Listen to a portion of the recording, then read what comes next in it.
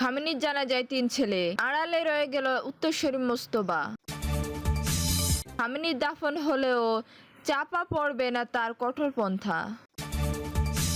খামেনির শেষ বিদায়ে কোরআন তেলাওয়াত নিয়ে কেন আলোচনা? সৌদি আরবকে বদর যুদ্ধের কথা মনে করিয়ে দিল ইরান। খামেনির শেষ বিদায়ে কোরআন আয়াত দিয়ে বিশ্বকে কঠিন বার্তা দিল ইরান। খামেনির আদর্শ ছড়িয়ে দিচ্ছে ঐক্য ও প্রতিরোধের বার্তা পেজেশকিয়ান। দর্শক, এতক্ষণ শুনছিলেন সংবাদ শিরোনাম, এখন জানিয়ে দেব বিস্তারিত সংবাদ। তার আগে অনুরোধ থাকবে এই ভিডিওটি দেখতে দেখতে সাবস্ক্রাইব করে রাখুন এবং লাইক দিন ও কমেন্ট করে জানিয়ে দিন বাংলাদেশের কোন জেলা থেকে এই সংবাদ শুনছেন এবং দেখছেন। খামেনির জানাজায় ৩ ছেলে, আড়ালে রয়ে গেলেন উত্তরসূরি মোস্তফা। ইরানের নিহত সর্বোচ্চ নেতা আয়াতুল্লাহ আলী খামেনির কফিন এবং তার পরিবারের অন্য ৪ সদস্য কফিনের পাশে দাঁড়িয়ে রবিবার জানাজা ও মোনাজাত করছে তার ৩ ছেলে।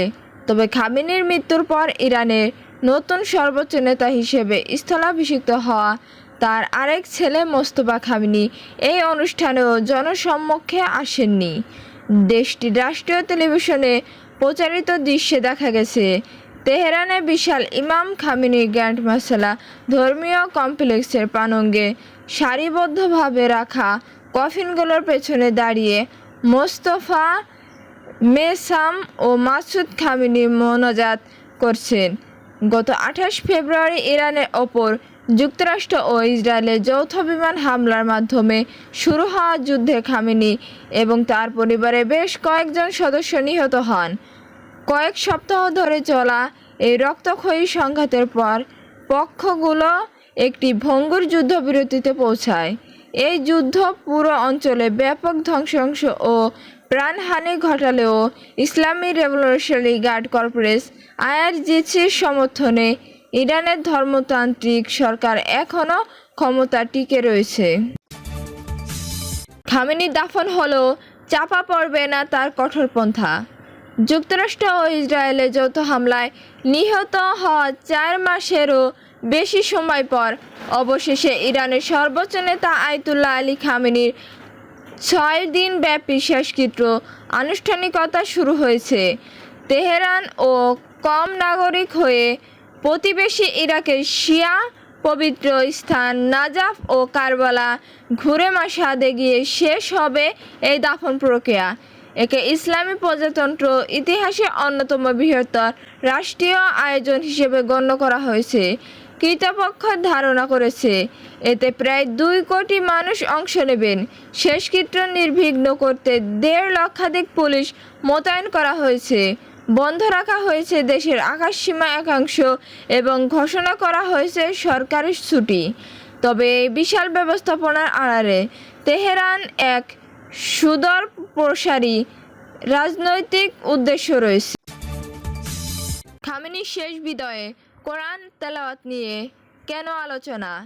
তেহরানের গ্র্যান্ড মাসালা প্রায়াত সর্বোচ্চ নেতা আয়াতুল্লাহ আলী খামেনির কফিনে যখন সৌদি আরবের প্রতিনিধি দল শ্রদ্ধা জানাতে এগিয়ে এলো, তখন সেখানে নৈপথ্য বাজানো পবিত্র কোরআনের একটি আয়াত সবার দৃষ্টি আকর্ষণ করেছে। তেলাওয়াতকৃত আয়াতটি ছিল সূরা আল ইমরানের ১৩ নম্বর আয়াত, যাতে ইসলামের ইতিহাসে বিখ্যাত বদর যুদ্ধ বিবরণ তুলে ধরা হয়েছে। এই যুদ্ধে তুলনামূলক কম সংখ্যক ও দুর্বল সজ্জায় সজ্জিত মুসলিম বাহিনী আল্লাহর ইচ্ছায় এক বিশাল বাহিনীকে পরাজিত করেছিল। বিশ্লেষকদের মতে এই আয়াতটি ব্যবহারের মাধ্যমে মূল যুক্তরাষ্ট্র ও ইসরায়েলের চাপিয়ে দেওয়া যুদ্ধে ইরানের বিজয় অর্জনের বিষয়টি ফুটিয়ে তোলা হয়েছে।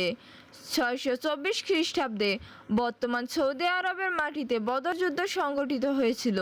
এখন প্রশ্ন উঠেছে, সৌদির প্রতিনিধি দলের সামনে এই আয়াত বাজানো কি প্রশংসা নাকি খোঁচা নাকি দুটোই? তবে এটি যে কোনো ঘটনা ছিল না তা স্পষ্ট। সাধারণভাবে দেখলে এই আয়াতটি ইসলামের প্রথম প্রধান বিজয় এবং তেহরান ও রিয়াদের মধ্যে একটি যৌথ সভ্যতার স্মৃতিকে মনে করিয়ে দেয়। সৌদি আরবকে বদর যুদ্ধের কথা মনে করিয়ে দিল ইরান। তেহরানের গ্র্যান্ড মাসালায় ইরানের প্রায় সাবেক সর্বোচ্চ নেতা আয়াতুল্লাহ আলী খামেনির শেষ বিদায় চলছে। বিশ্বের বিভিন্ন দেশের প্রতিনিধিরা যেখানে শ্রদ্ধা জানাতে সমবেত হচ্ছে, আর এই সুযোগটিকে ইরান একটি কূটনৈতিক মঞ্চ হিসেবে ব্যবহার করছে, যার উদ্দেশ্য হলো যুক্তরাষ্ট্র ও ইসরায়েলের শুরু করা যুদ্ধের নিজেদের বিজয়ী হিসেবে তুলে ধরা। সুপরিকল্পিত পদক্ষেপ হিসেবে যে কোনো দেশে সরকারি প্রতিনিধি দল যখন খামেনি এবং তার পরিবারের সদস্যদের কফিনে শ্রদ্ধা জানাতে এগিয়ে আসছিলেন, তখনই পবিত্র কোরআনের আয়াত বাজানো হচ্ছিল।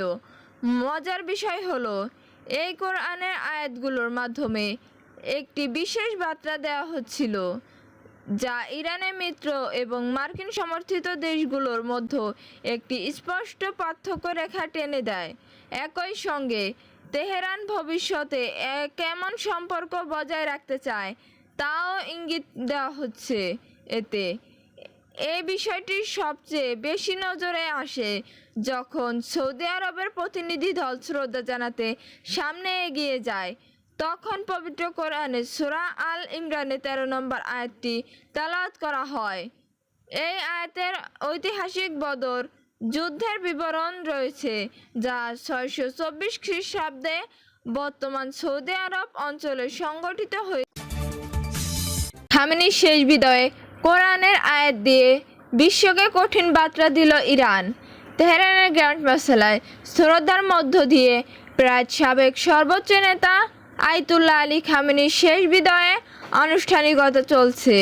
বিশ্বের বিভিন্ন দেশে ইতিমধ্যে তেহরানে তাদের প্রতিনিধি দল পাঠিয়েছে।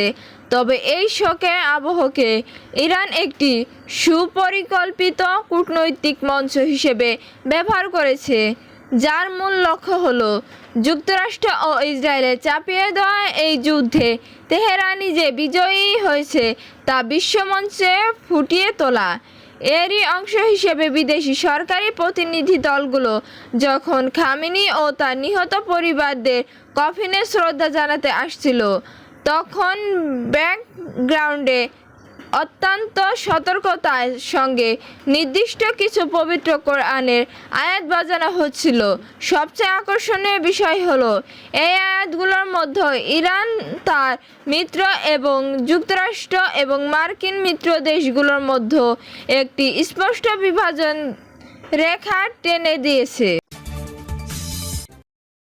খামেনির আদর্শ ছড়িয়ে দিচ্ছে ঐক্য ও প্রতিরোধের বার্তা। পেজেশকিয়ান। ইরানের প্রেসিডেন্ট মাসুদ পেজেশকিয়ান বলছেন, মুসলিম দেশগুলো যদি ঐক্যবদ্ধভাবে কাজ করত, তাহলে গাজা, লেবানন ও ফিলিস্তিনের মতো অঞ্চলের সংঘাত ও মানবিক সংকট এইভাবে চলতে পারত না। তিনি মুসলিম বিশ্বের ঐক্যকে রাজনৈতিক স্লোগান নয়, বরং কৌশলগত প্রয়োজন বলে উল্লেখ করেছেন। ইরানের রাষ্ট্রীয় বার্তা সংস্থা ইরান এ খবর জানিয়েছে। শনিবার তেহরানে ইমাম খামেনির প্রতিরোধে চিরন্তন নেতা শীর্ষক আন্তর্জাতিক সম্মেলনে বক্তব্য দিতে গিয়ে তিনি দেশি বিদেশি অতিথিদের স্বাগত জানান। তিনি আশা প্রকাশ করেন, এই সম্মেলনে মুসলিম বিশ্বের মধ্যে ঐক্য আরও জোরদার করবে এবং সহিংসতা, সন্ত্রাসবাদ ও বৈশ্বিক আধিপত্যবাদের নীতির বিরুদ্ধে সহযোগিতা বাড়াতে সহায়ক হবে। প্রায় সর্বোচ্চ নেতা আয়াতুল্লাহ আলী খামেনির শাহাদতকে তিনি একই সঙ্গে বেদনাদায়ক ও অনুপ্রেরণামূলক ঘটনা হিসেবে উল্লেখ করেন। তিনি বলেন, আল্লাহর প্রদত্ত নেতৃত্বের পথ, আদর্শ ও বার্তা শাহাদতের মধ্য দিয়ে শেষ হয় না, বরং তা ভবিষ্যৎ প্রজন্মকে ন্যায়, সত্য ও প্রতিরোধের পথে অনুপ্রাণিত করতে থাকে। পেজেশকিয়ান বলেন, খামেনির নেতৃত্ব ইরানের সীমানায় ছড়িয়ে ঐক্য, স্বাধীনতা, মর্যাদা ও প্রতিরোধের বার্তা ছড়িয়ে দিচ্ছে। আজ বিভিন্ন জাতি, ভিন্ন ধর্মের অনুসারীদের মধ্যে ও সেই বার্তার প্রতিধ্বনি হচ্ছে। তিনি বলেন, মুসলমানদের একজন আল্লাহ, একজন নবী ও একটি পবিত্র কিতাব। তাই সাম্প্রতিক বা রাজনৈতিক মতপার্থক্যকে বিভেদের কারণ হতে দেওয়া